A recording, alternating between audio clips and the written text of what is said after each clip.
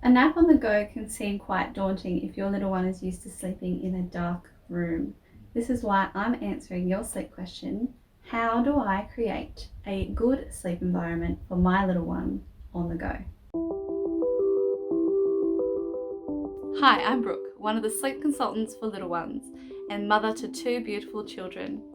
At Little Ones, we specialise in infant and child sleep through a comprehensive set of online sleep programs. We would love to help you and your family achieve better sleep, so please visit us at www.littleones.co. Okay, I've got my pram here today. This was my little one's pram, and they had plenty of naps in this pram. The good thing about this pram is that it has an extra hood that I can unzip and pull down further. This creates a much darker sleep environment for my little ones. If you don't have this and you just have the single hood, you could get a thin fitted sheet that you can tuck over the top and tuck in here.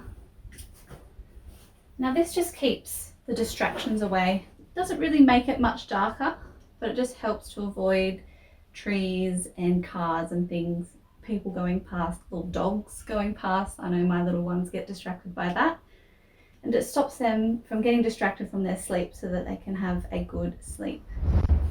Now the problem with this is, if you live in a very hot area like I do in Australia, that can make the pram quite hot. So you need to make sure that it is thin and that you leave some space on the side maybe or underneath where they can get some airflow once they've fallen to sleep.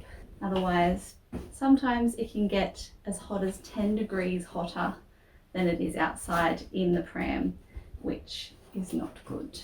Another hot tip is to bring your white noise machine and have it on ocean. I like to have it really loud as it goes, which is about 65 decibels at their ear in the cot. So in the pram you might want to have it a little bit lower.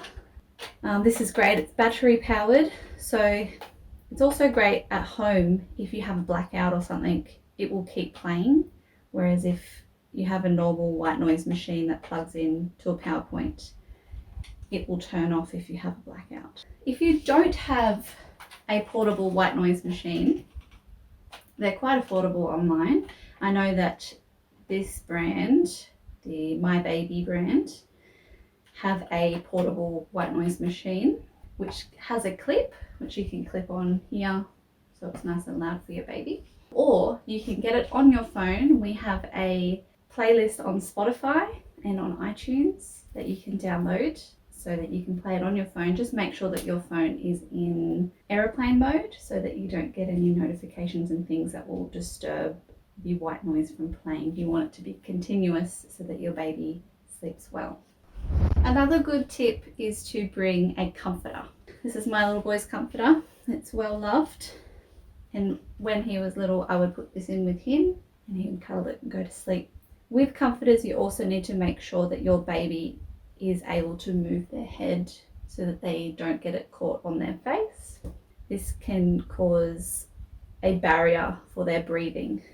So you need to make sure that it's safe for their age.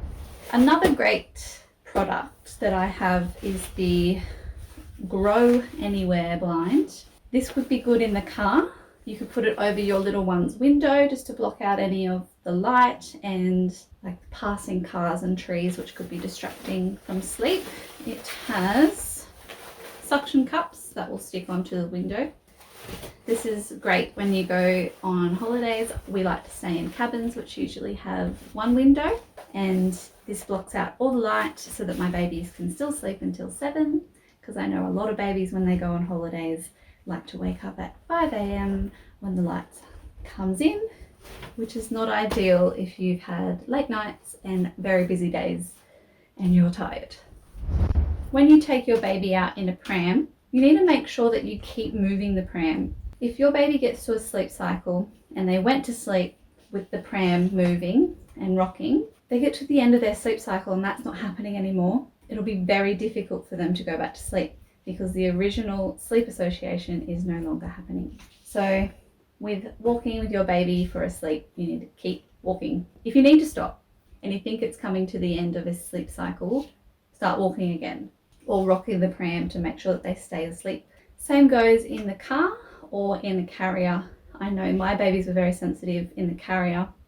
If I were to stop, have a little rest with them still on me, they would wake up after a sleep cycle. So I'd have to make sure I kept walking and sometimes patting their bottom at the same time.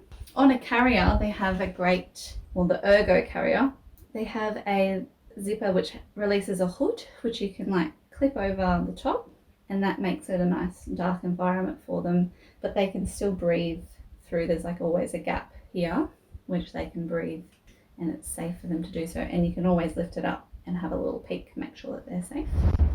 Okay, that's all I have on how to set up a great sleep environment for your little one on the go.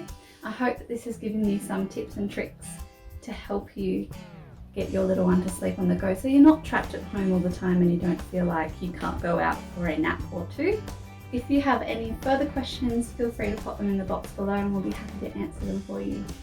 Make sure you hit the thumbs up button if you enjoyed this video, and make sure to hit the bell notification so that you can be informed of any future videos that we upload. Thank you.